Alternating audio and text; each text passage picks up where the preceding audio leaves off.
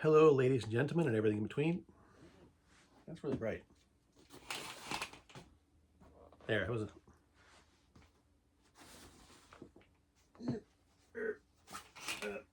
There, cut back of the glare. It's a nasty glare.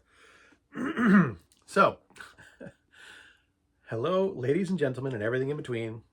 Welcome back to another episode of GEEXX Reads. Today, I'd like to talk about The City of Miracles by Robert Jackson Bennett, an image of which you will see here. So this is the third book in the Divine Cities trilogy and the conclusion of the series. The first book, City of Stairs, the main character was Shara Comade, a secret agent. At the conclusion of that book, she becomes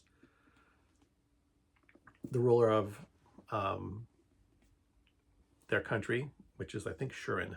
But second book is, the main character is General Murgesh. I've screwed up the names, I just read the book. So anyway, who was a secondary character in the first book. Told from other characters' point of view, Shara Comade is a secondary character. You barely ever see her or hear from her. But Sigrund, who is Shara Comade's right-hand man in the first book, makes an appearance in the second book. This third book is told from Sigrid's point of view. And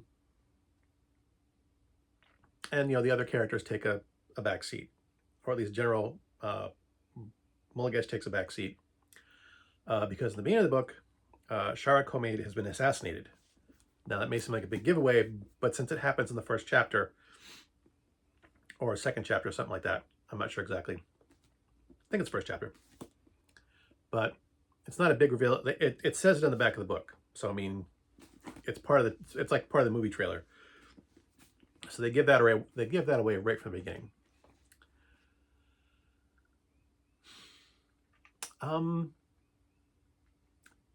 Basically, this is Sigrid's the conclusion to his story arc. Because he's the only character that appears in all three books, you could almost view this as his trilogy, because he's really the only character that has a complete and full arc through all three novels. And Sigrid is an interesting character. If you've never read the books and don't know anything about him, Sigrid is basically a brutal Viking who was recruited to work as a spy. He is he's very large, very muscular, very heavily scarred, very good at killing things. He is also capable of some delicate work. Being as he's worked as a spy, he's good with lockpicks, hot wiring cars, that type of thing.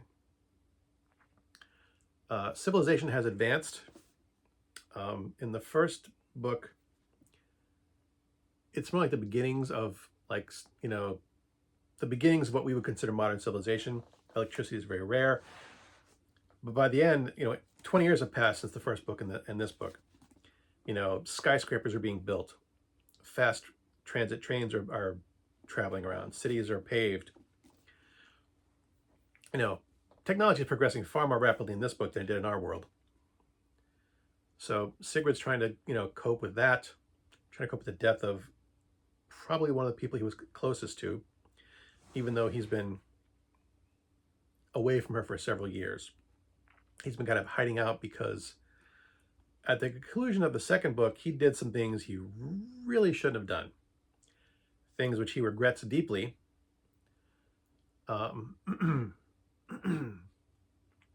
Basically, at the end of the book, end of the second book, spoilers, his daughter dies. He was just getting to reconnect with after being separated from her for years. And she is shot and killed, and he goes berserk and just brutally kills several people who were innocent. Just in his grief and rage, he just lashes out and kills everything near him. So he's been in hiding for the intervening years. And so when he hears that Shara has been killed, he wants to go hunt down her killers, despite the risk to himself.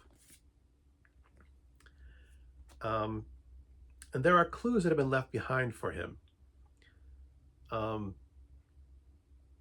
that hints that, well, Shar had been the target of assassination attempts prior to this one that succeeded. Even in the previous book, when she makes very little appearances, it is, she's a public figure that a lot of people don't like. She's been dealing with assassination attempts since the end of the first book, really. So it's nothing new, and it's obviously from some of the clues she's left behind that she anticipated that one of these attempts might succeed, which kind of leads Sigrid on a trail of breadcrumbs to more interworkings of the divine. This book is called the Divine Cities Trilogy for a reason. In the first book, we find out that the gods have been killed. But by the end of the book, we realize that they weren't all killed. Some of them were in hiding. Some of the ones that were in hiding were killed at the end of the first book. But we learn that at least one of the divinities still exists, and they have removed themselves from the world to keep themselves from interfering. They pretty much locked themselves away. Her goal was to train her followers to not need her anymore, so that she could stop being a figure of worship. She didn't necessarily like being worshipped. She felt that when the divinities are worshipped, it actually changes them.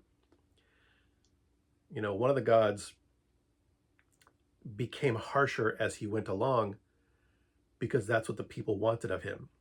So, the gods have control, have a great deal of power, but they are also susceptible to the belief of their worshipers. The belief of their worshipers can change them and affect them.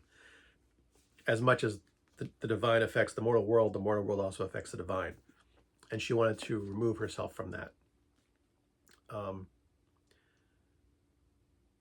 And the second book, there are remnants of one of the old divinities that is causing problems. So that divinity has actually been killed, but there are still enough pieces of it left behind to cause problems. So there are still pieces of the divinities left behind, still causing problems.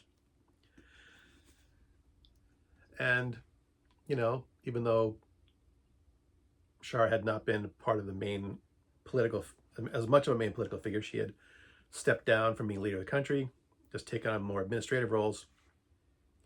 She was still heavily invested in the divine and trying to make the world a better place. I'm trying to figure out how much to say here because I don't want to. All right. Before I go into any more spoilery territory, let me just give a quick overview. I really did like this book. This is the first book that I could not put down in probably over a year. And it may have taken me 4 days to read this, but the only reason it took me that long is because I had to work during the week. I started it on a Tuesday and I finished it Tuesday. Yeah, I finished Friday, I think.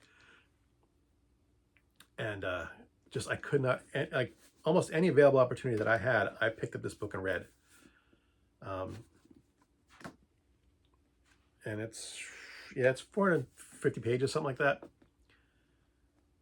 And I would just lay on the couch, waiting for dinner.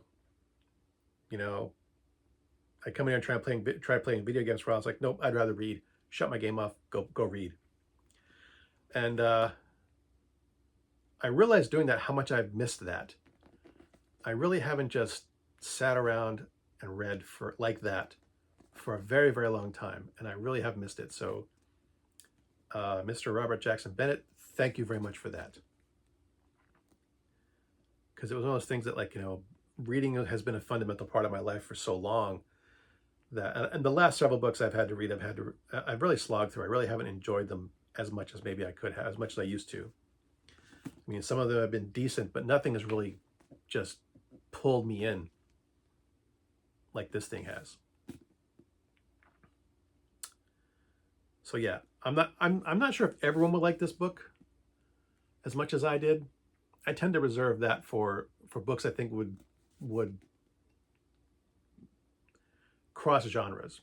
You know, things that people who don't necessarily like fantasy or science fiction would like anyway because they're just that well written.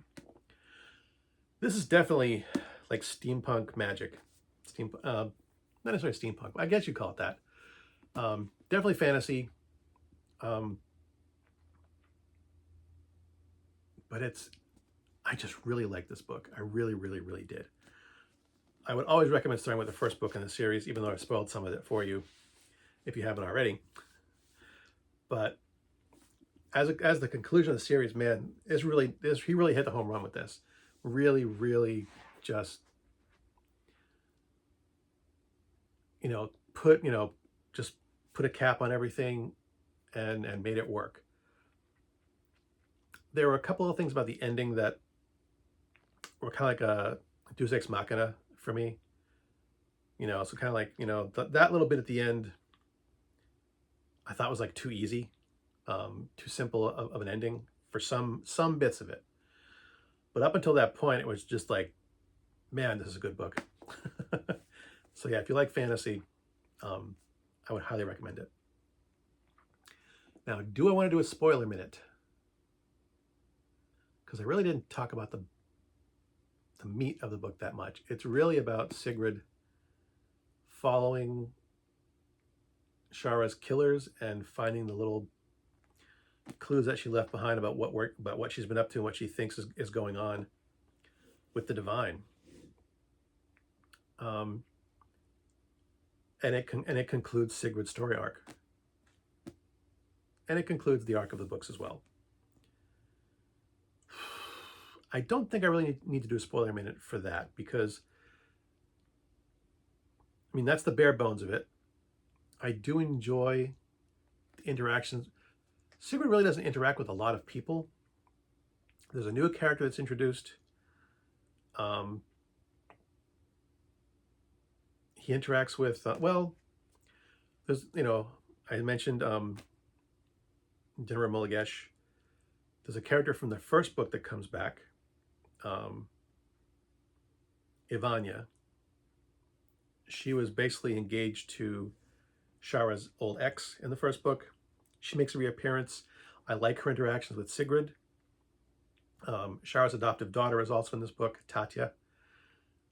Sigrid has some cool interactions with her.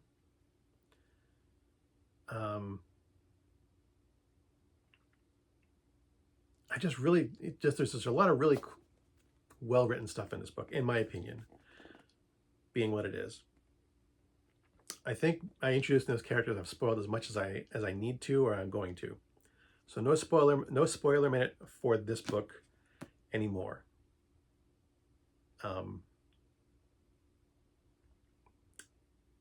But I can't think of anything else to say without going into more details. I really hate spoiling things. I really like to leave things for people to discover themselves, which is why my book reviews kind of suck.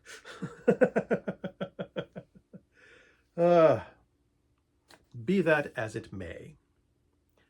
As always, thanks for watching. If you like this video, why in the world would you do that? And until next time, good hunting.